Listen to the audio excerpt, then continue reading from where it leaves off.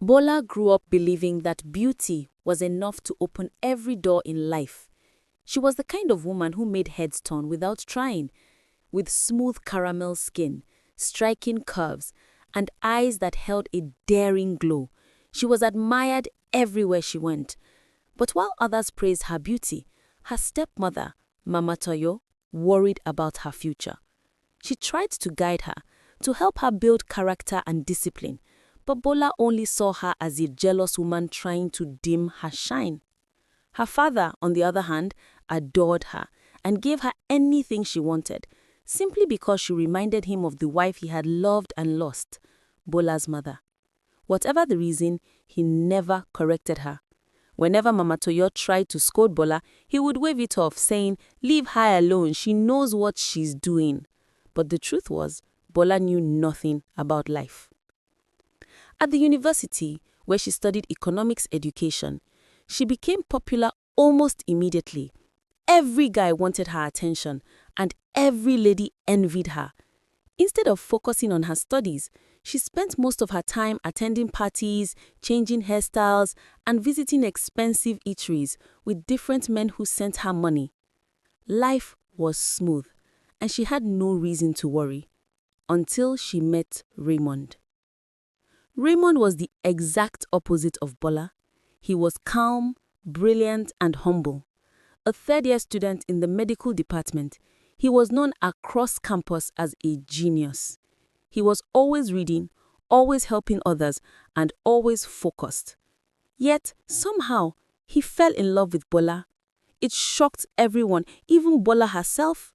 He was not her type. He did not shower her with flashy gifts, drive a big car, or behave like the other guys trying to impress her. Instead, he gave her something she was not used to: genuine love. He tutored her, encouraged her to attend classes, and warned her that beauty alone would not build her future. For the first time, someone saw beyond her outward appearance, and that made her love him back. Slowly, she changed. She read more, partied less, and even passed her exams, though she still struggled. They graduated the same year. Raymond finished with a first class and awards, while Bola barely managed a pass. During their NYSC service, they were posted to different states, but Raymond stayed committed. He called her every night with promises that their future together would be beautiful. But distance is a test that true love must pass. While serving, Bola met Kolade. Kolade was everything she had once wanted: rich, bold, and extravagant. He drove exotic cars, lived in a mansion, and spent money like water. Girls fought for his attention, yet he chose Bola. He showered her with gifts, designer bags, jewelry, a furnished apartment, things Raymond could never give her. Slowly, she drifted away from Raymond. His calls became a disturbance. She stopped replying to his messages. When he begged to know what was wrong, she blocked him. Raymond was heartbroken, but he moved on, choosing his dreams over his heartbreak. Kolade proposed, and Bola accepted without hesitation.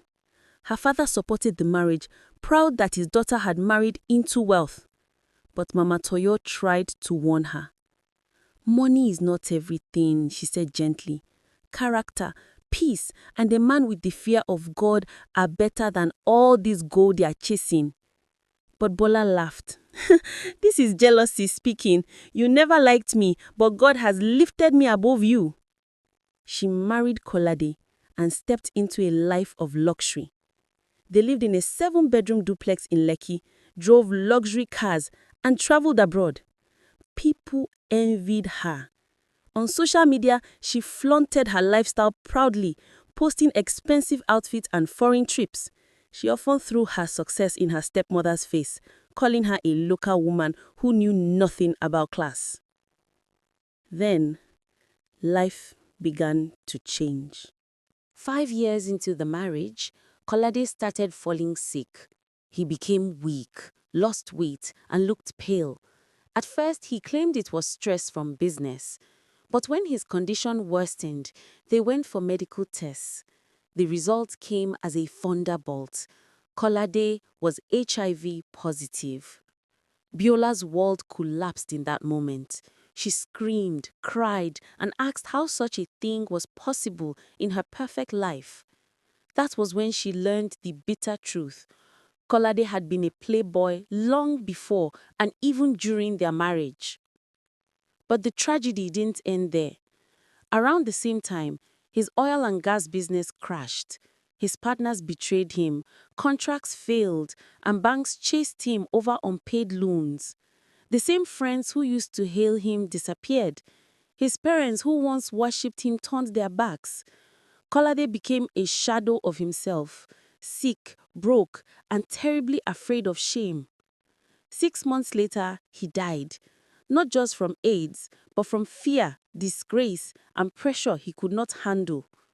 The day he died, Jola sat beside his lifeless body and wept until her eyes swelled. The mansion was at risk of being taken by the bank, and she was left alone with 3 children and a pile of debts.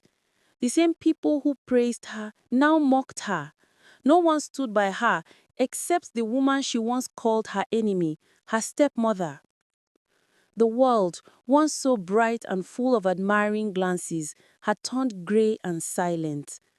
The 7-bedroom Lekki duplex, which had echoed with parties and laughter, now echoed only with the sounds of Biola's quiet sobs and the innocent questions of her 3 children.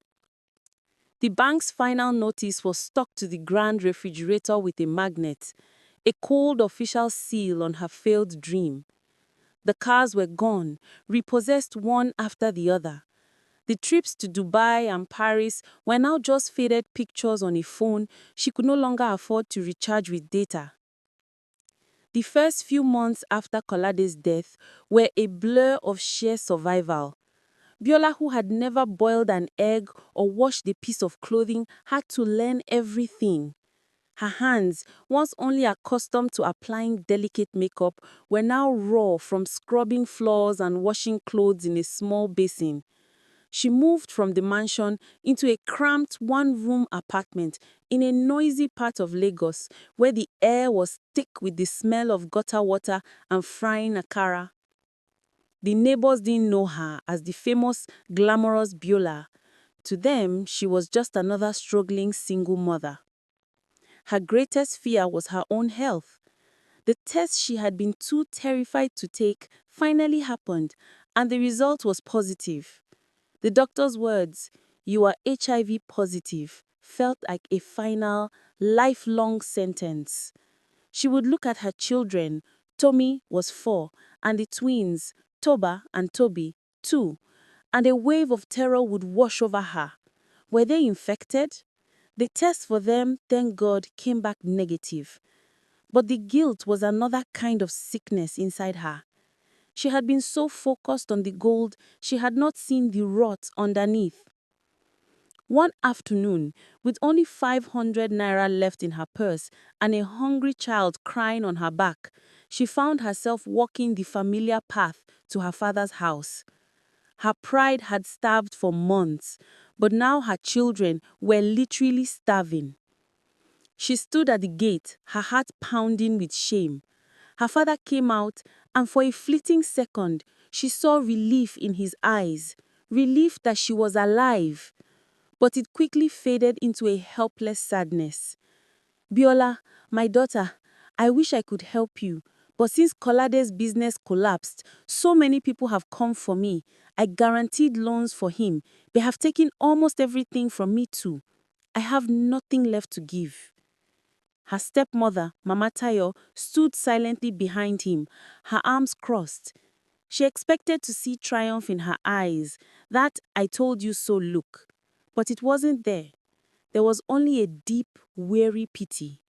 Without a word, Mama Tayo went inside and came back with a small pot of stew and a little gari in a nylon bag. "Take this for the children," she said, her voice soft but firm. "It is not much, but it is food." Biola took the food, her head bowed so low she could only see her worn-out slippers. The words "thank you" got stuck in her throat, choked by a humiliation so complete it felt physical. She turned and walked away, the weight of the simple food package feeling heavier than all the designer bags she had ever carried. That night, as the children ate, Biola broke down. She cried not for the lost luxuries, but for her own foolishness. She remembered Raymond's calm, serious face, his warnings that a life built on sand could not stand. She remembered Mama Tayo's gentle voice, character, peace, and a man with the fear of God. They had tried to love her, and she had thrown it all away for glitter that turned to dust. The next day, swallowing a pride that had become a poisonous luxury, she went back to Mama Tayo.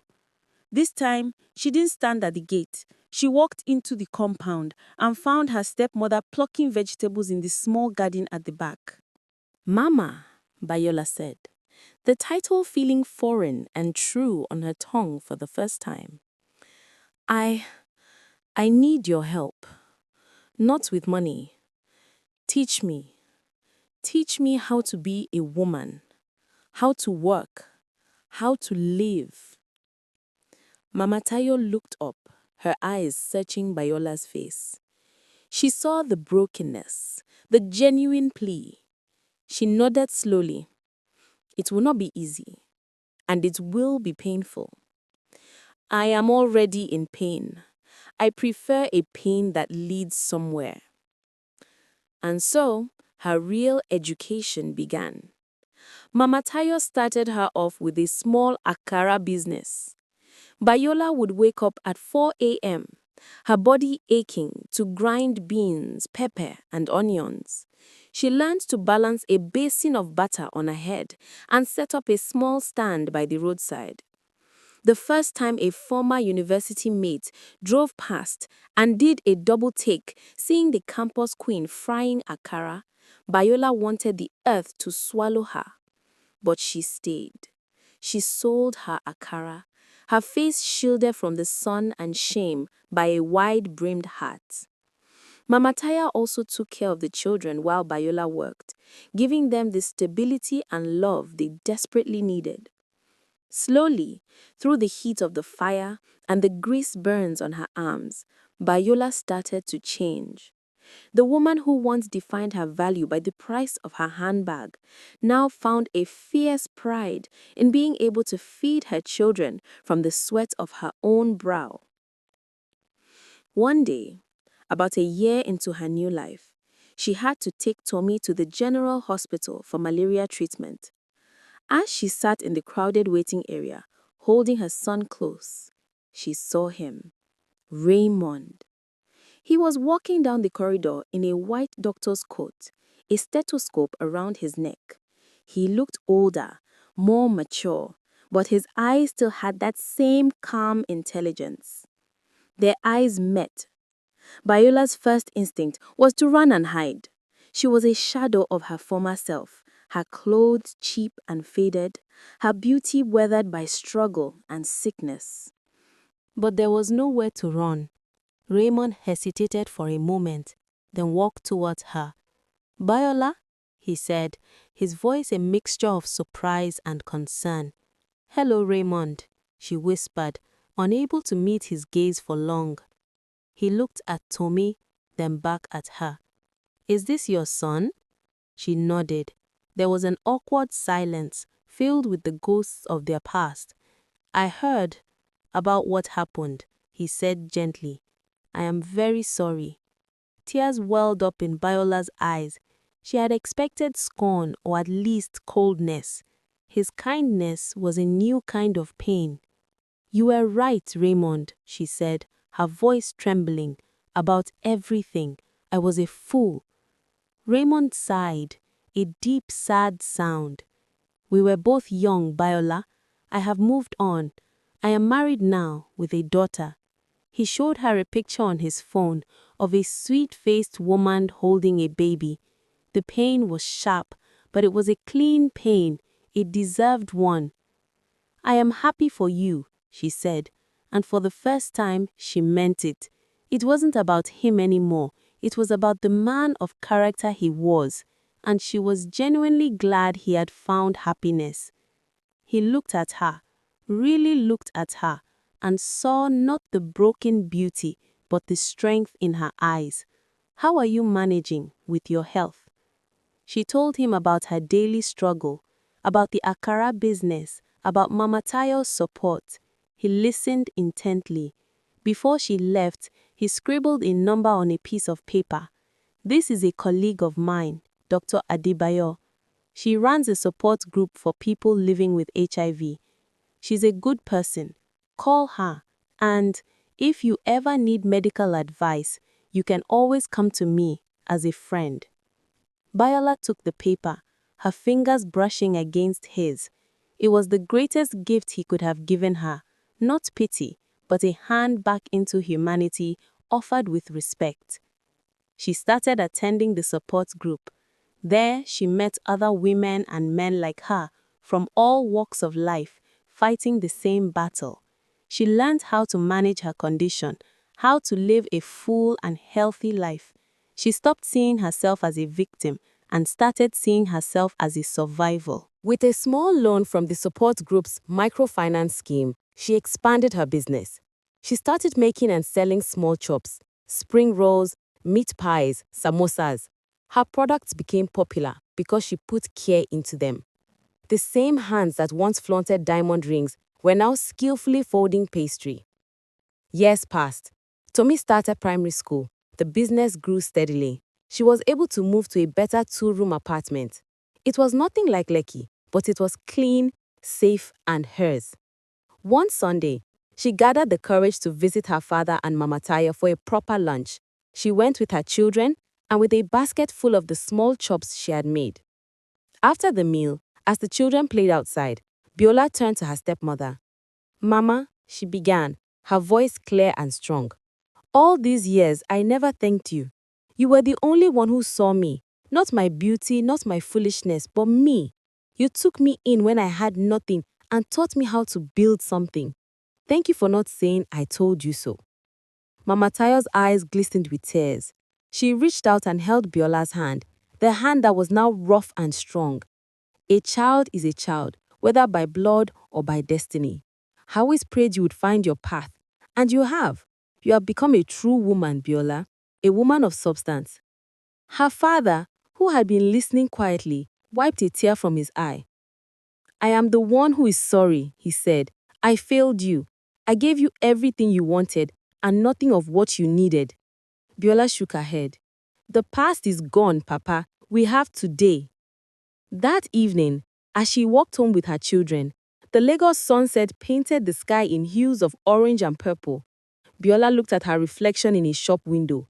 She saw a woman in her mid-30s, her face lined with years of hardship and healing. The striking curves were softer now, the daring glow in her eyes replaced by a quiet, steady light. She was no longer the beauty who turned heads on the street, but she was a mother, a businesswoman, a survivor. She had lost everything beauty promised to give her, but in losing it, she had found something else, herself. And for the first time in her life, Biola knew, without a shadow of a doubt, that it was enough. Her story was not a tragedy, it was a lesson, and she was finally ready to live it. This story teaches us that while beauty and charm can open doors, they are fragile keys that cannot lock in lasting happiness or security. True fulfillment is built on a foundation of character, wisdom, and the ability to discern genuine love from superficial attraction. Bola's journey is a cautionary tale about the emptiness of a life built on vanity and materialism. She dismissed the wisdom of her stepmother and the sincere love of Raymond, chasing instead the fleeting glamour offered by Kolabe. The story warns us to value substance over sparkle, for a beautiful house means nothing without peace, respect, and inner strength within its wall. Ultimately, our choices in love and life define our future far more than our appearance ever can. If you love this story, please like, love, share, subscribe, and press the notification button so as to be notified whenever new video is uploaded. Thanks for watching.